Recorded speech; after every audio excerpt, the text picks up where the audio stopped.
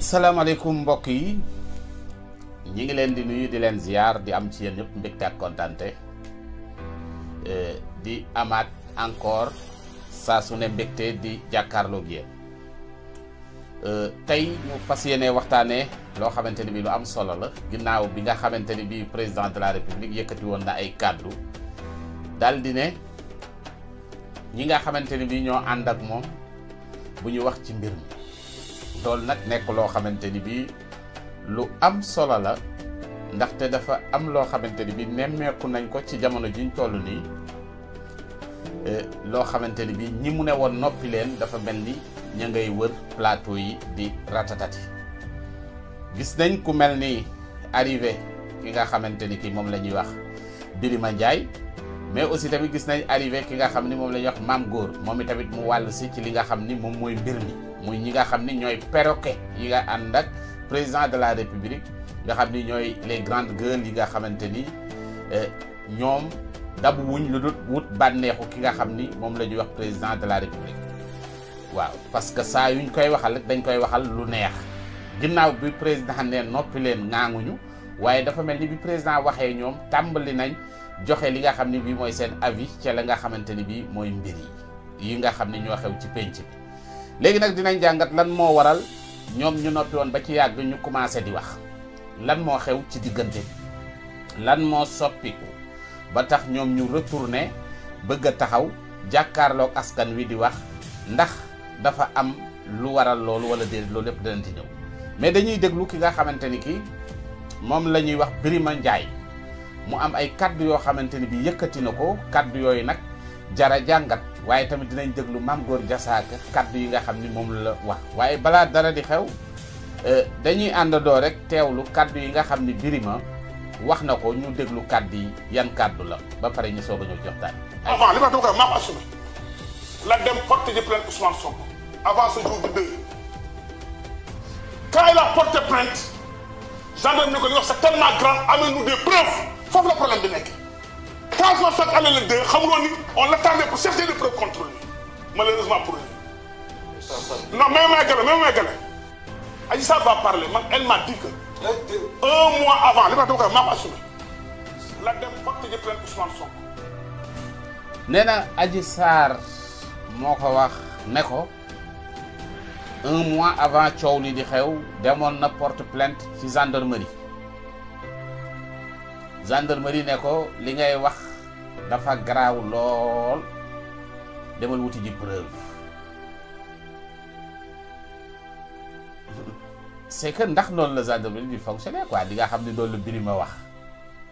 un mois avant dafa dem porter ji plainte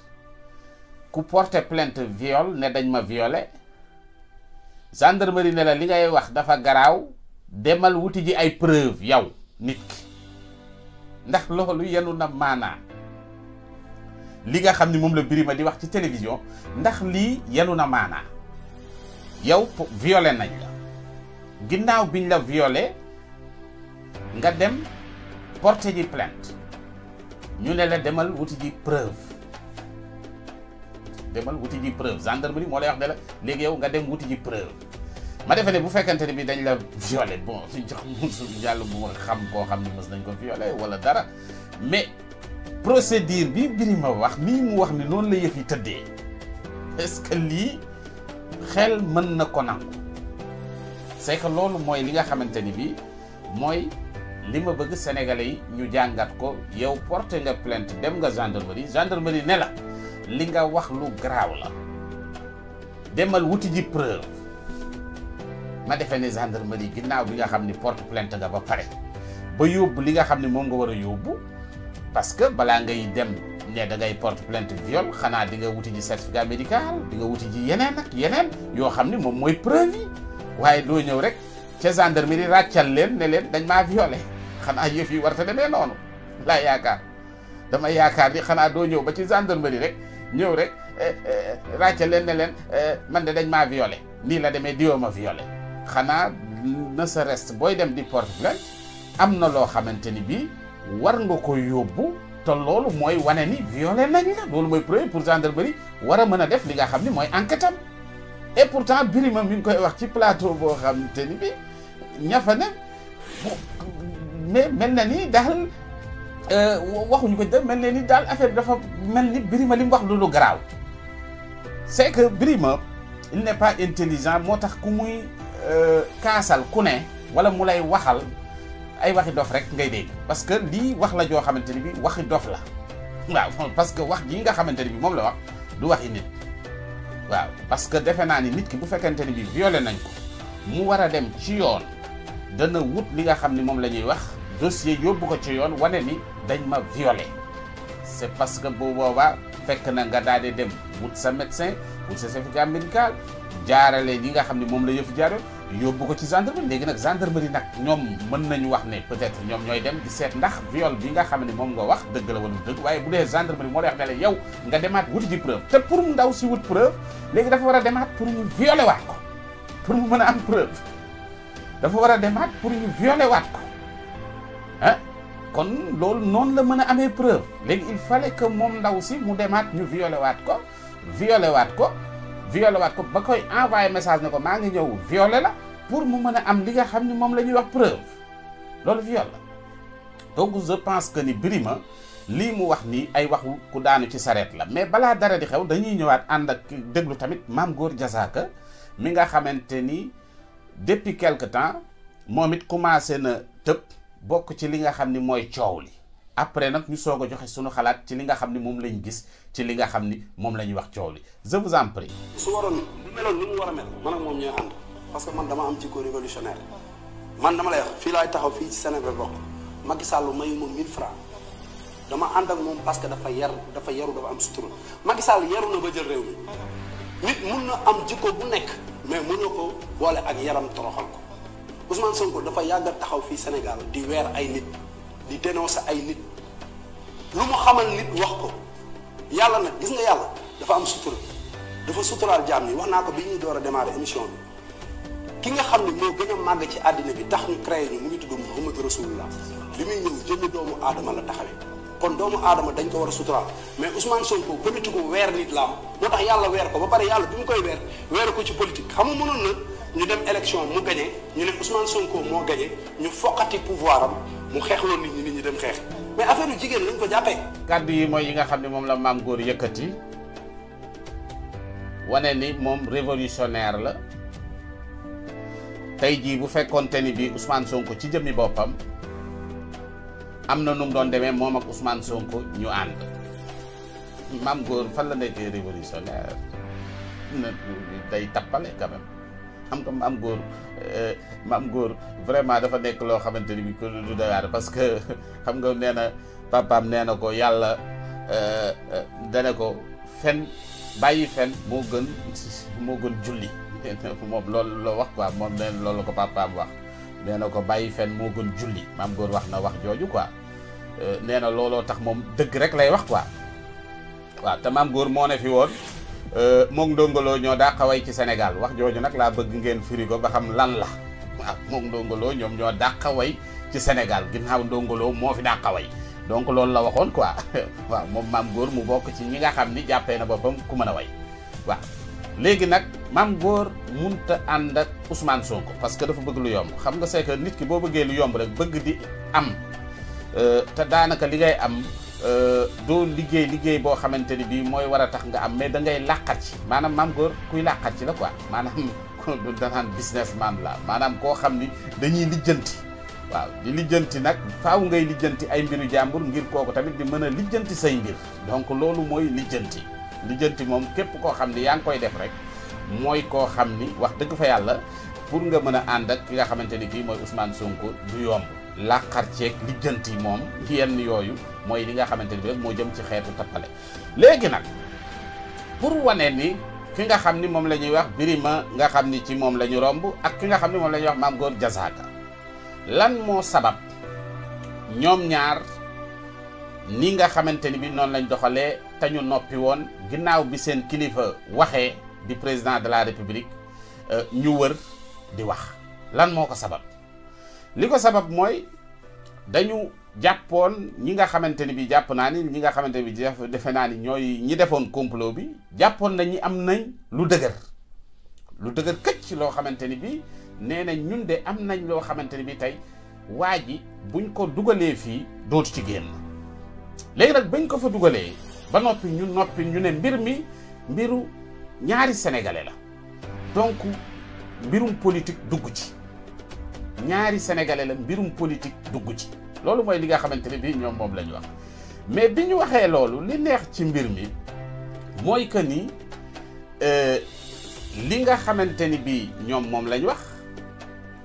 dañu dem ba ci biir ñu gis sëmbaxloo ginnaaw bi nga xam ni seen kilifa wax na muy le président de la république yëkkati na kàddu wax ci mbir yi ñoom ñëpp ñu tëb nag envahir plateau yi ku ci nekk nag di ci wax. lan moo tax loolu c'est parce que dañu seetlu ni bi ñu bàyyee plateau yi ne duñ ci wax gars yi nekk ci plateau yi di démontrer di wane ni viol bi nga xamante ni bii moom la ñu tuumaal amut. non seulement ñu wane ni li nga xamante ni bii moom mooy procédure bi ñu tëral ak casting bi ñu def di ndaw si nga xam ni moom la ñu jël crédible ba war a mën a taqal kenn ñu seetlu gis ni plan bi nga xam ne teg nañ ko bëri na li nga xam ne mooy ay failles bëri na loo xamante ni bii yéen wut maanaam ndaw si jéewut son rôle comme ni nga xam ne noonu lañ ko doon xaare parce que ba mu demee lañ ko laaj demeewut noonu.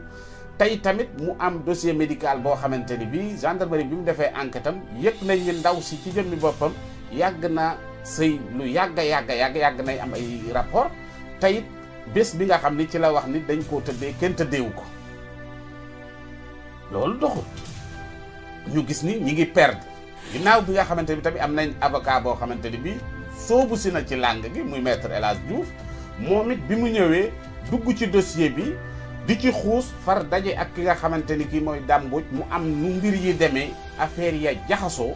léegi nag il fallait que ñeneen ñëpp daal di ñëw wàll si ci li nga xam ni moom la ñuy wax combat bi ñeneen ñëpp daal di ñëw nag suubuwaat ci li nga xam ni mooy mbir mi loolu mooy li nga xamante ni bii moo sabab bi dañuy seetlu ni ñi ngi perdre li nga xamante ni bii moom la ñuy wax kii bi parce que jóge na ci terrain viol bi ñu wax ñaari sénégalais ma nga ca terrain politique. loolu nag bi mu ca yeggee te loolu lañ doon bañ mu yegg si fa waaye fi mu toll ni mbir mi foofa mooy fi nga xam ni fa la ne bi yëf yi demee noonu ba yëf yi jaxasoo loolu sabab li nga xamante ni bii nag léegi mooy xuusma ñàpp yi nga xam ni ñooy ñoom Mame Gor ñoom Birima ñi nga xamante ni bii dañuy parler sans réfléchir ñoom ñëpp nag soobuwaat ci li nga xamante ni bii mooy mbir mi parce que nag jaaxle dafa am parce que léegi il fallait que ñoom ñëpp ñu envahir plateau yi ku ci nekk di ratatati pour ñu coow dëgg réer parce que dañ ne woon mbir mi nañ ko bàyyi ñu démontré ko ñaari sénégalais la bi ñu bàyyee nag ne ñaari sénégalais la ñu jékki-jékki nag gis ni nañu tegee li ña tegoon dil bi di jéem a def loo xamante ni bi kii gendarmerie wane loo xamante ni bi def enquête bu mucc ayib boo xamante ni bi jommal na gars yi bañ gis ni faay am na ñu ne léegi nag nañ leen dem nag coow dëgg réer léegi nag fenn rek lañ bëgg a yóbbu mbir mi léegi dañu bëgg a yóbbu mbir yi même bu fekkante ni viol amul mais Sonko tëddee na xale bu jigéen bi loolu mooy li nga xamante ni mooy dernière carte bi nga xam ni moom lañ bëgg a jouer waxoon naa leen ko ci njalbeen ga ne la liñ bëgg mooy détruire ki nga xam ni mooy Ousmane Sonko mais ci ban angle lañ ko bëgg a détruire c'est mythe bi nga xam ni moo ci nekkoon mooy que ni Ousmane Sonko li muy incarné sénégalais yu bëri retrouvé wu ci gis ci seen bopp ñu ne mythe bi nag nañ fexe nag ba kase ko bu ñu ko kasee rek léegi doo li ñuy wax ni Ousmane Sonko jaratul dara ci dëkk bi loolu rek mooy li nga xam ni moo sabab mbir mi donc nag loolu nag il fallait que ñu jël ñii nga xamante ni bi nag ñooy waxkatu lu ñaaw li parce que mbir mi dafa am noo xamante ni bi procédure bi noonu lay demee ñi nga xam ni ñooy dem ci fi nga xamante ni fii mooy plateau yi pour jéem a détruire pour jéem a yàq image ki nga xamante ni kii moom mooy adversaire bi nga xam ni moom la Macky Sall jàpp ni kii mooy ki nga xam ni mooy ki ko fi mën a jëlee loolu mooy li nga xam ni mooy bit bi moo tax bojo yi tàmbalee génn di yëkkati ay kàddu di am loo xamante ni bi moom la ñu wax réew bu fekkente ni da ngay ciy def lenn def ko ngir réew mi loolu mooy li ëpp solo nit war na jomm di def lenn wala mu yëkkati kàddu ci lu jëm ci wàllu réew mi te lenn taxut mu yëkkati kàddoom lu dul lu jëm ci poosam nit war na jomm loolu nit war na rus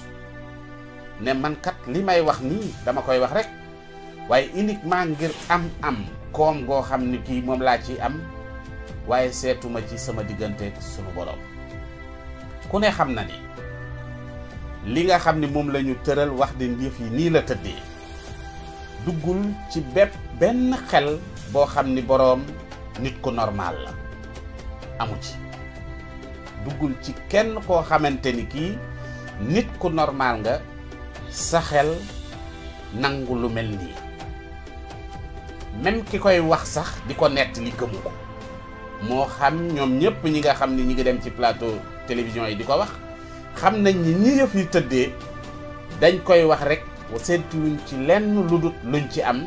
wala séentuwuñ ci lenn lu dut ku ñu bégal waxal ko lu neex waaye xam nañ ni lii mënta ne. ñoo la gën a xam ni viol amul ci mbir parce que ni yëf yi tëddee loolu mënta ne nit ki mënu la violer ñeenti yoon ba ko ñeenteel muy ñëw envoyer le message ne la maa ngi lay violer te bu lay violer ay ñaari fetal lay yor ba noppi ngay taxaw di ko xaar. ana ku ñuy violer ngay piisaate di wax ka nga xamante ni kii moom nga nekkal génnal saal bi